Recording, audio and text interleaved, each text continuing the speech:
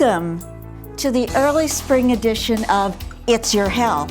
It's Your Health is the healthcare information leader for your community, and we're so happy that you're with us. Remember, always check with your healthcare physician before you try any of the things that we mention on this show. Yes, dear. We'll be right back to start with headlines. Thanks for watching. This was my Lenten sacrifice. Hello out there in television land. Welcome to the fastest 30 minutes in television history. Of course, it's the first segment. I forgot to say that. Of It's Your Health. That's why you need me here. So, I'm here with my lovely bride to guide you through the landmines of health dangers out there, right? Right. All right, shall we start? Certainly. The first headline is, could loneliness shorten your life? Loneliness has long been associated with poor mental health, including depression, but a new study suggests that social isolation may harm physical health too, and even hasten death. Yeah, no doubt. In my line of work, we often see our elderly, and I kind of compare them to two playing cards, and then when one falls, the other falls pretty closely afterwards.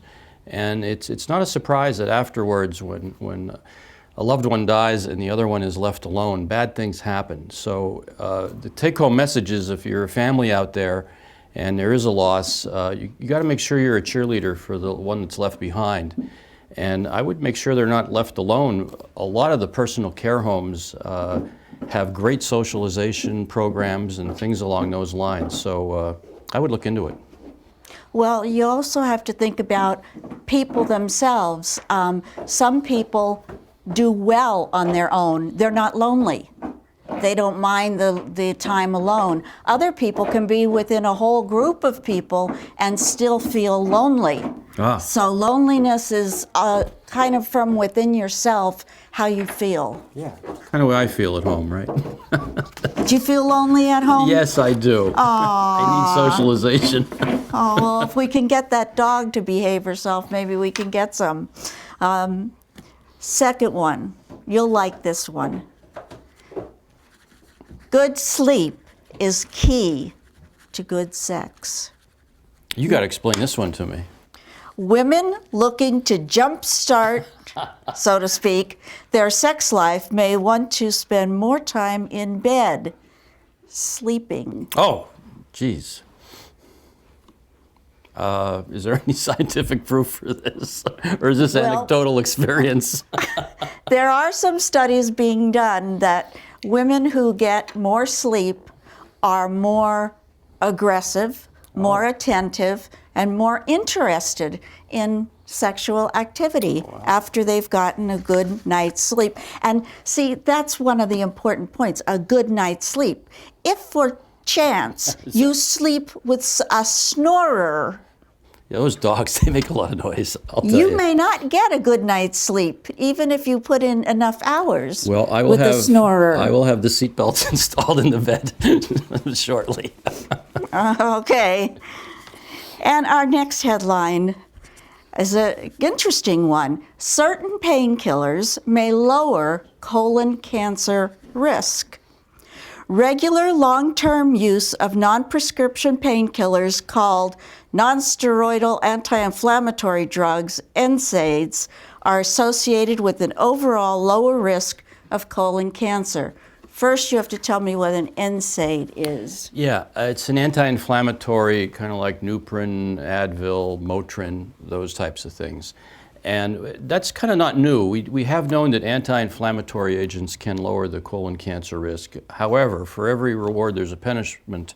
And that is to say, I would not take a non-steroidal anti-inflammatory agent at all. We really try to avoid them. There's ulcer risks, high blood pressure risks, kidney risks. So if you're going to take anything with the advice of a physician, I would take an aspirin, because that will at least lower your cardiovascular risk, although you still have an ulcer risk.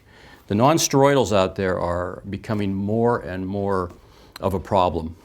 Oh. Yeah, so you got to be careful. Okay, we'll have to be careful. And it's not unusual to prescribe, so to speak, an aspirin regimen for somebody, though. Oh yeah, no doubt. Yeah, I take one myself every day. Why don't I? I don't know. My doctor hasn't ordered it for me. Okay.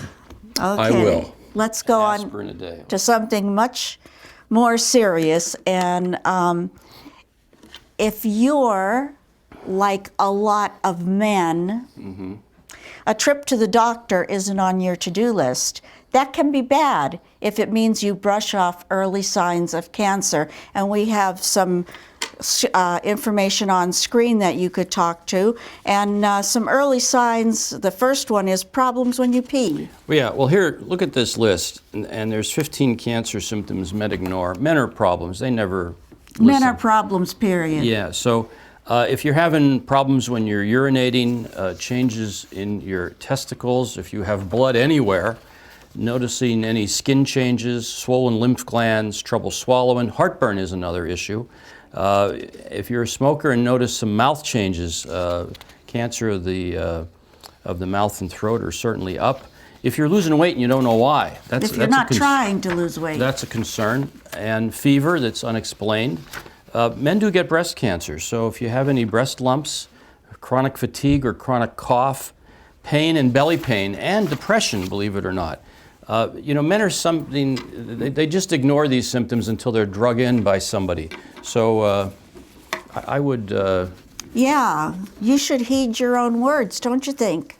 Yeah, well, I'm not sure I have any of those symptoms. You never have either. Okay, You've good. always been perfectly healthy. Thanks. Speaking of being perfectly healthy, I'm sure you've heard about the use of apple cider vinegar.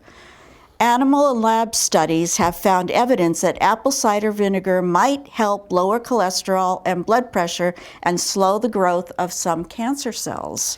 Talk about deja vu all over again. When we first did It's Your Health, some 15 years ago, with Rick Marticelli, Wow. we talked about this very same thing about apple cider vinegar, how it can, you can make it on your own or you can buy it in the store. A little goes a long way. Too much can cause mouth burning and ulcers and heartburn. But apple cider vinegar is probably one of nature's best kept secret. I think it can do a lot of good. We have to keep in mind, taken at full strength, it can erode the enamel on your teeth and burn your mouth and throat, and it can alter your insulin levels. So those are all things you have to talk to your doctor about before you decide to start taking apple cider vinegar. Right, good point. So it was a brutal winter. I don't know about you, but it just hung on forever. And we saw a lot of illnesses because of this. We had flu-like illnesses that lasted for weeks at a time. You remember that cough I had? It just wouldn't go away. It was like 3 weeks. I couldn't get a full night's sleep. Oh. I couldn't get a good night's sleep. And you know what happened then? Yeah. That was bad. Uh-huh. But fortunately that went away, and fortunately with spring, we're going to have a whole new other set of things. Probably allergies are going to be at an epidemic because of the dryness, and of course we're going to get your usual wet spring. So keep in mind, we'll give you some new tips on cutting down on allergies, which are sure to be here. Okay, and keep in mind too that what your wife needs, that your wife needs her She's very her needy. rest. She's very needy. She needs her sleep, and she needs help with cooking and cleaning.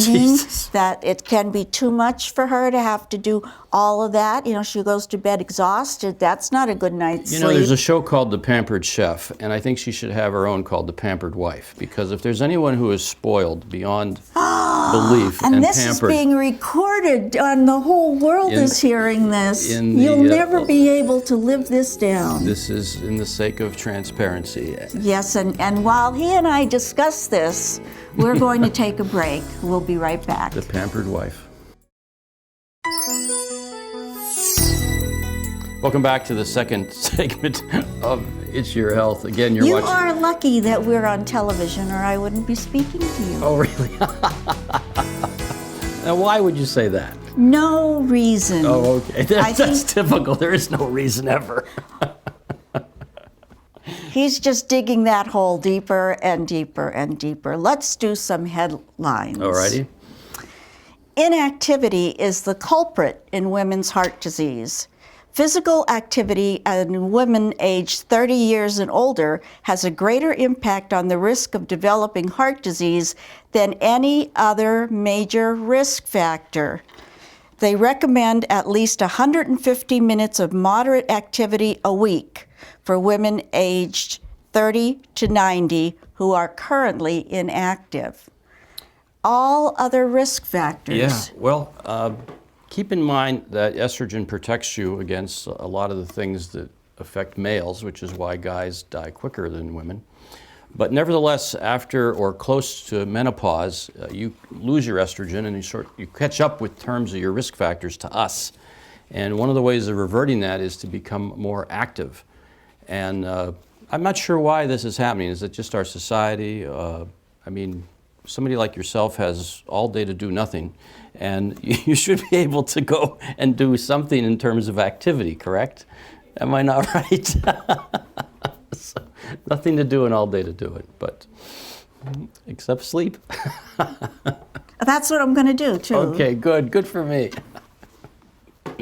But it's a serious problem, and we have 6 months of winter around here, which doesn't help. Well, I'm going to the Wellness Center and I'm signing up for a class. And that's the smartest thing you can do. Absolutely. The Wellness Center is Hazleton's best kept secret. You can go there, socialize, and become active, no doubt. All right. All right. You're paying for it. I'm paying for it is right. Oh, boy. Here we go. I have another headline. Vigorous exercise, not just regular exercise, may hasten knee osteoporosis, osteoarthritis Right. progression over a year. Right. Well, again, it's the quality of exercise. If you're going to decide to start walking and pounding the pavement and jogging on hard surfaces, you are going to hasten or make the arthritis in your knees progress. It's not going to regress. It's going to get worse. Okay. They don't even, people talk about take 10,000 steps a day. They don't even recommend that if you're doing that and you have this problem, osteoarthritis, will make it worse. And that's why swimming is a great exercise. You're not going to be pounding your knees. Anything that pounds the knees, it's going to end up biting you in the long run. So we obviously don't want you to do aggressive exercise that's going to make one condition better and another one worse. Well, when you were younger, you were a runner. Do Yep. you see any ill effects from that, or? Well, not now, because I did stop. I used to jog probably 20, 25 years, and then I felt it, if you will, and I moved on to other things. Okay, so, but, exercise is like anything in life. It's in moderation, okay? In moderation. Everything? Everything. In moderation. In moderation. Every single thing. Anything you could think of, I would do in moderation. Okay, that is being taped also, Okay. so I can play it back. Okay, speaking of osteoarthritis, in obesity, weight loss is a big win. Weight loss of more than 5% produced clinically meaningful improvements in knee osteoarthritis. Yeah, and again, it goes down to gravity pushing on the cartilage and dissolving it with time. If you're overweight, you are looking towards knee issues at some point in your life. And the biggest thing you can do is to drop that weight or move to the moon, where you're not going to have gravity pushing on those joints. Well, let's be more practical. If you lose 10% of your body weight, your symptoms will reduce by 40%. Yeah, That is a gigantic difference. it's impressive, no doubt. Okay. So moving right along. Yes, moving right along, spring. What do you think most people think of in spring? I think of baseball. Well, that is what most people think of besides March Madness. And baseball players have their own set of problems. Professional baseball players' hitting abilities decline after a concussion. Yeah, I think you're going to see more of all of this. You have a piece of jello that's encased in a non-movable area, such as your skull, and when you get hit, that jello moves a little bit. whether it's football, baseball, or anything. And head trauma is not to be taken lightly. And you're going to hear more and more about concussions, head injuries as we study and image these areas. I think it's a real problem. And I would, if I had a youngster today, I would really encourage them to do non-contact sports where they're not going to suffer a head injury. Like golf. Yeah, you like golf. Soccer. Soccer, you could have a head injury. Yeah, I know, but it's not probably as dangerous as football. Well, the powers that be in baseball do test the player after a concussion, and they interview them and they do some various tests, but they've proven that those don't make a difference. There still is a drop in their ability. Right, they got their bell rung. They got their bell rung, okay. Here's something very interesting. The FDA okays new varicose vein treatment. It permanently treats varicose veins in the legs by sealing the affected veins with adhesive. It was approved in February. Yeah, in the olden days, there was really not much we could do about varicose veins. Some people had them stripped, which was a disaster. And right now you can get them injected and sealed off with this new substance. So it's just FDA approved. Look forward to hearing more about it. So, okay, here comes a pop-up question. When's my birthday? It's once a year. Thank goodness. That's right. Can you tell me what month it's in? It's in April. Okay, well that's pretty good. The reason I bring that up is that memory loss is worse for men than women as we age. We got so much to remember. Come on. Women have everything to remember. We've got to follow you and whatever it is you're doing and keep track. Who says, where's my glasses? Oh, that's true. Where's my socks? What's the reason for this? What's the reason for this? I don't know. Oh, okay. I can't remember. They don't know what the reason is, except that it is worse for men. Yeah, I think everything's worse for men. Don't you think so? Well, I think so. Never mind. I think we should take a break at this point. All righty. Remember, out there in television land, you're watching Keep in mind. Your leader in healthcare information. We'll be right back.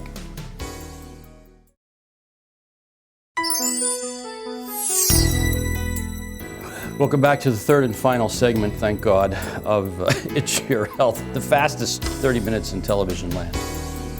Right, dear? Right, dear. Okay, we're right. I'm going to start with a headline. Is that all right with you? Whatever you say, sweetheart. Can you remember the order of things we do here on It's Your Health? I'm sure you'll tell me. I surely will. First one, new analysis finds no association between statins and cognitive impairment. There is no significant association between them.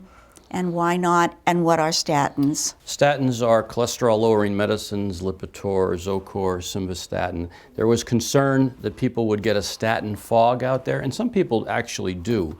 But the point is, and this research suggests that that's not a good reason to not take a statin. The fact that it can do this thing potentially, it apparently cannot. So you have to find another reason not to lower your cholesterol. What's a statin fog? A statin fog is some people who take statins, for example, for lowering cholesterol, will get a side effect. Most of the time they get muscle cramps, charley horses, aches and pains. But some people will actually say, I feel foggy. I don't think as clearly as I used to. But it's not because of the statins? We don't think so. Okay. But I think it's fascinating. Many patients would risk shorter life rather than take a daily pill. In an internet-based survey of 1,000 people, approximately 1/3 said they would risk a shorter life rather than take a daily pill. That's kind of interesting. And the reason for that is cardiology is now coming out with what's called a poly pill. You ever hear of that? Poly pill? No. Well, it has kind of a cocktail of what you need. It has a statin in it, it has aspirin, it has a blood pressure pill. They're talking about Viagra, but who knows? So it kind of carries everything I better get my sleep. in one pill here. So it is unbelievable that here we're asking patients again to take a medication that may have side effects for a condition that they're not suffering from. So most people would say, the hell with it, I'll just not take it. 21% were willing to trade between 1 week and 1 year of life to not have to take a medicine, and others were offered $1,500 and they said they would still not take the medicine. Well, it's kind of interesting. It's just, I don't get it. Well, maybe it doesn't matter in the long run. Oh, I don't think that's the attitude you as a doctor should have. Oh, I'm just being your husband now. Well, being my doesn't husband matter. here, it doesn't. Let's get back to it matters. Okay, it matters. Be Dr. Benyo All right, again. I'll put my hat on. Okay. Next headline, salt may be bad for more than your blood pressure. Even if you don't develop high blood pressure from eating too much salt, you may still be damaging your blood vessels, heart, kidney, and brain. It has harmful effects on organs and tissues, artery stiffness, enlargement of the muscle tissues that make up the wall of the heart's main chamber, and harm kidney function. Whoa. Yeah, salt is really poisonous, and unfortunately it's in all processed foods. You can't go out and have a meal, not that you do, since I do the cooking, but go out and eating in restaurant food, it's laden with salt, the soups and everything. So salt is poison, and you really need to find ways of reducing it. He does do the cooking. Tell us why. Because we'll starve if I don't do the cooking. Because he hates my cooking. Oh, that's true. He hates my cooking so much that he's willing to work all day, come home, and cook a dinner so that I don't get to cook it first. I love crock pots, by the way. Okay. Don't take that personal. Oh, I won't take anything you said today personally. Oh, of course not. Okay. More sex, better testosterone levels. Experts have long assumed that as a man's testosterone level declines, so does his sex life. But a new study suggests the reverse is true. Yeah, well, I think that's interesting. That's all you have to say? There are skyrocketing sales of testosterone-like products to improve and increase your testosterone, and maybe all of that is for nothing. Yeah, I wouldn't necessarily go on that low T stuff, to be honest with you. They're finding more stroke, heart attack risks, and I'm not so sure you really need it. That's what it says here? Yeah, I mean, there are some people out there, don't get me wrong, who do have low T and low T symptoms, low testosterone. But that's kind of the minority. And I think everyone wants to lose weight and become more younger, if you will. And the tease of taking testosterone is just that, and it's just a tease. Okay. Kind of like you, just a tease. He's in rare form today, and Must be I spring. must tell you that I don't like it very much. Oh, no, okay. Back pain scans may do little to help seniors. Most current guidelines suggest that when seniors report new back pain, they should quickly be sent for diagnostic imaging, such as a CAT scan or an MRI. But a new study suggests that early imaging may be a waste of time and money. Yeah, no doubt. Everybody has back pain from time to time. It could be a flare of arthritis.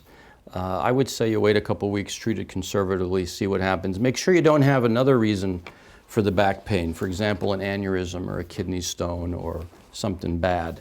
But nevertheless, if you just sit tight, most of the musculoskeletal back pains will go away. In fact, they did studies that said if you do nothing and do everything, they both get better at the same time. And you said you would treat it conservatively. What does that mean? Heat, maybe an aspirin, some analgesics. Don't go out shoveling snow, stuff like that. Take it easy. It's hard to tell seniors not to shovel snow. Yeah. They've done it their whole lives, and they're determined to continue to do it. Okay, here's something else that is very interesting and a problem that you had this winter. Tips to soothe dry, itchy skin. Yeah, it was a bad winter. Take a look at this map here.